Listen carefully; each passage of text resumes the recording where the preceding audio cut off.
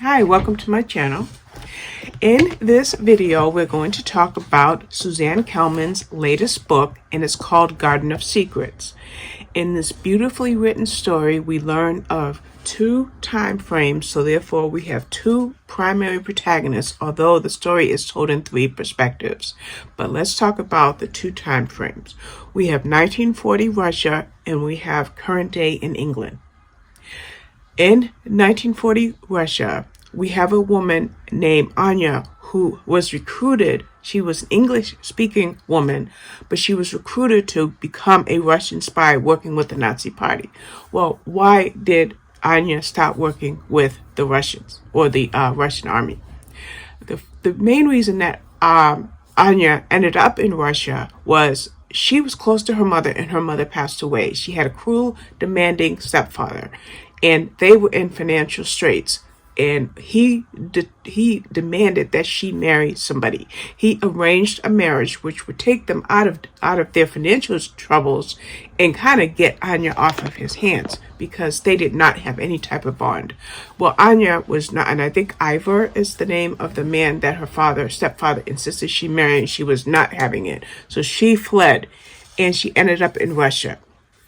Now, she becomes what's called a land girl, which was a special group of women during World War II that had specific duties. But she didn't understand the depth of her responsibilities or where it would lead her in the long run. Not at the beginning, anyway. But before we go on about Anya, let's move to current day England, where we meet Laura.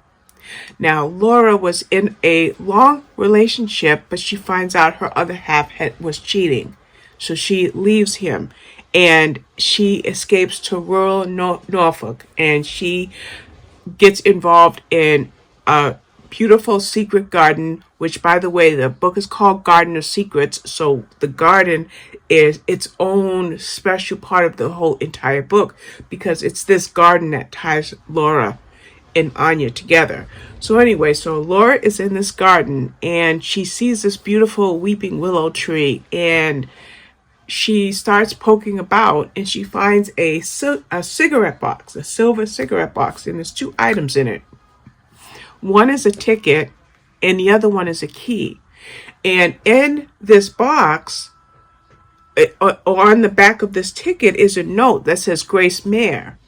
Well, this raises her curiosity. What is this box? I'm sorry, I'm just going to go to my laptop.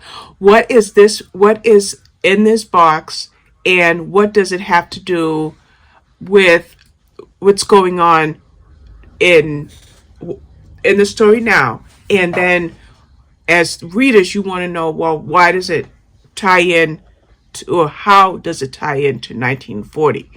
So there's your little mystery of Anya, Laura, and this Garden of Secrets, and the things that Laura finds in this garden. Now, there's a little love story going on in this book, a very sweet and tender love story. In fact, what we have is, in this job that Anya is in to become this land girl, she ends up working with somebody there who was hired as a footman, and his name was Nikolai Petrov. And remember, Anya's there for her own reasons. Well, we learn in the story, and it's a very slowly paced, evenly paced story throughout, that Nikolai is there for his own purposes. So now they get assigned a job or jobs where they end up being paired together. As a matter of fact, their names are even anglicized. They're given English names so that people don't know who they are. And just for the heck of it, I'll give you the English names. They are Annie Stone and Nicholas Brown. So we have Anya, who's now called Annie, and Nikolai, who's called Nicholas. But in my mind, there's still Anya and Nikolai. Well, how can they achieve their jobs without becoming true enemies? Because ultimately they're working for the Nazi Party. And along I want to say journey, and I also want to say endeavor, but along this path, Anya does make a friend named Millie, and this job might mean that she has to betray her friend, if not her entire country or her entire ideal. So how do you make sense of the roles that Nikolai and Anya play in this book, and the fact that what they end up being are spies against their home country, Russia? And now the story goes back and forth. We go to present day, and what Laura is up to. And I did write something down, and that's why I turned my laptop on, because I wanted to mention what I wrote down. I didn't write it down. Since I didn't write it down, I used the word compelling, like her curiosity to find out what she found. It was very compulsive, and she wanted to know the meaning behind this box, why it was found in this gorgeous garden, and what it meant regarding history. And what she was able to determine, with her digging, she found that it indeed related to World War II. And now she wanted to know who these other people were decades and decades ago, and what connection it had to that box that she found. And all along, it gives her a chance to deal with the heartbreak that she had after her boyfriend cheated on her. Now, sometimes when you read a dual timeline story, you might get caught up in one story more than the other story. But the author, Suzanne Kelman, does a stellar job in creating such compelling, and I know I used that word already, but creating such compelling characters that you're really pulled into both of their stories, and you're able to deal with the heartbreak that they dealt with during their lifetimes, but you also were able to see how heartwarming it would be in the end. But you've got to read this book. And I also wanted to tell you something else about Suzanne Kelman. I think about 3 years ago, I read A View Across the Rooftops, and that was my favorite book of that year.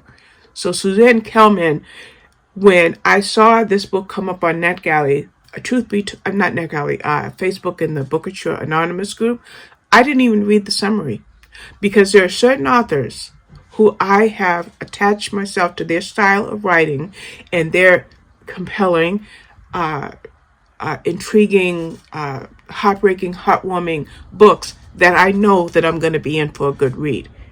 And Suzanne Kelman did not let me down with this one. She fulfilled that need in me to become absorbed in a story that would really grab me and make me want to be a part of the mystery of this box, of these characters, and to see if these characters had something that would give them hope. And that's what this book does. So that's all I'm going to say about this. One thing I've been doing lately is telling you how you can access this book, and that's what I'm going to do now. Now you can get it on, what is the name of, sorry, I closed it out without Garden of Secrets. Oh my goodness. The whole book is about a garden, and I had to go check that really quick.